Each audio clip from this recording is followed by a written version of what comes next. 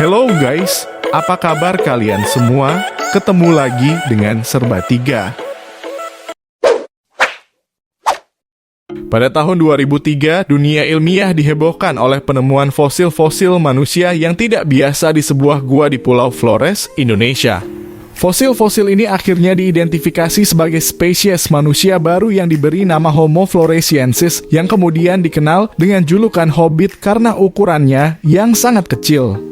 Penemuan ini mengubah pandangan kita tentang evolusi manusia dan mengundang banyak pertanyaan mengenai asal-usul dan karakteristik manusia purba ini.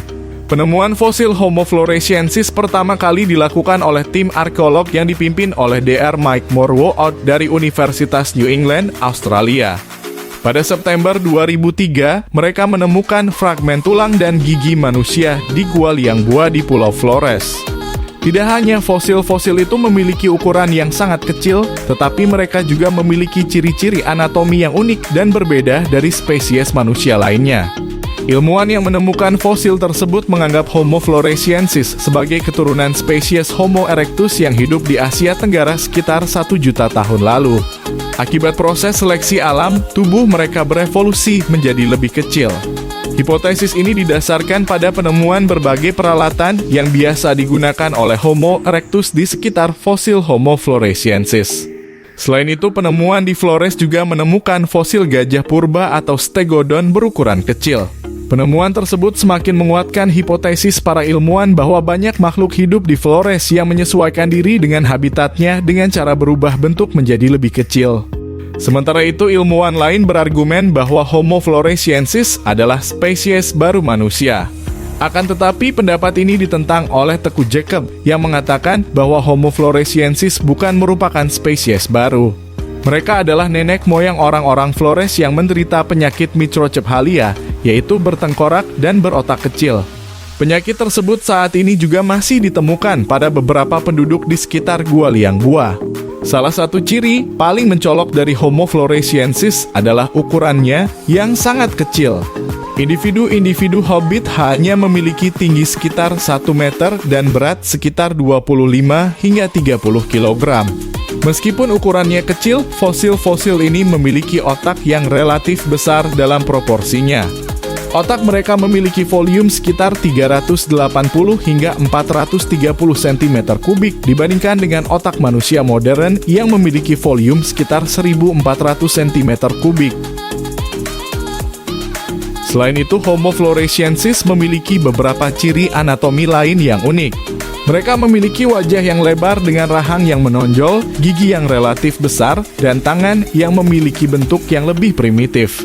Kombinasi ciri-ciri ini menghasilkan gambaran manusia purba yang tidak seperti spesies manusia lain yang pernah dikenal.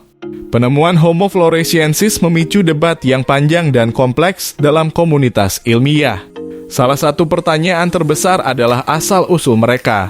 Beberapa ilmuwan berpendapat bahwa Homo floresiensis adalah keturunan dari Homo erectus yang tiba di Pulau Flores dan mengalami proses perkecilan ukuran tubuh akibat efek pulau kecil. Teori lain mengemukakan bahwa mereka bisa menjadi sisa-sisa populasi manusia yang lebih kuno, seperti Homo habilis atau bahkan Australopithecus yang telah bermigrasi ke pulau ini jauh sebelumnya. Penemuan Homo floresiensis memberikan wawasan penting tentang diversitas evolusi manusia dan adaptasi terhadap lingkungan. Kehadiran manusia berukuran sangat kecil di Pulau Flores menunjukkan bahwa evolusi manusia tidak selalu berjalan pada jalur linier yang lurus. Fenomena perubahan ukuran tubuh yang disebabkan oleh tekanan seleksi lingkungan di pulau yang terisolasi juga menarik perhatian ilmuwan mengenai bagaimana spesies beradaptasi dengan lingkungan yang berubah. Meskipun banyak aspek mengenai Homo floresiensis yang masih misterius dan diperdebatkan, penemuan ini telah merubah pandangan kita tentang kompleksitas evolusi manusia dan pentingnya eksplorasi lebih lanjut untuk memahami sejarah manusia dan evolusinya yang penuh dengan variasi dan kemungkinan. Perjalanan melintasi sejarah manusia purba seringkali berliku dan penuh misteri, dan Homo floresiensis tidak terkecuali. Perkiraan waktu kemunculan spesies ini di Pulau Flores mengarahkan kita pada perjalanan kembali ke masa lalu yang menyentuh berbagai peristiwa dan transformasi. Namun, penting untuk diingat bahwa informasi yang kita miliki masih bersifat spekulatif dan dapat berubah seiring penelitian lebih lanjut. Diperkirakan Homo floresiensis hidup antara sekitar 100.000 hingga 60.000 tahun yang lalu. Ini adalah periode geologis yang dikenal sebagai Pleistosen akhir. Pada waktu itu, Pulau Flores merupakan bagian dari kepulauan besar yang disebut Wallacea yang mencakup wilayah-wilayah kepulauan Indonesia. Kepulauan ini terbentuk oleh lautan yang memisahkan Pulau Flores dari daratan utama. Tentang asal-usul Homo floresiensis, beberapa teori telah diajukan. Salah satunya adalah teori insular dwarfism, yang mengusulkan bahwa spesies yang lebih besar, seperti Homo erectus, tiba di Pulau Flores dan mengalami pengecilan ukuran tubuh sebagai adaptasi terhadap sumber daya yang terbatas di pulau yang terisolasi. Proses ini dikenal sebagai perkecilan pulau atau insular dwarfism yang terjadi ketika populasi terisolasi mengalami tekanan seleksi untuk mengurangi ukuran tubuhnya dalam beberapa generasi. Dalam hal ini, ukuran tubuh Homo floresiensis yang kecil mungkin merupakan respons adaptif terhadap lingkungan yang membatasi sumber daya.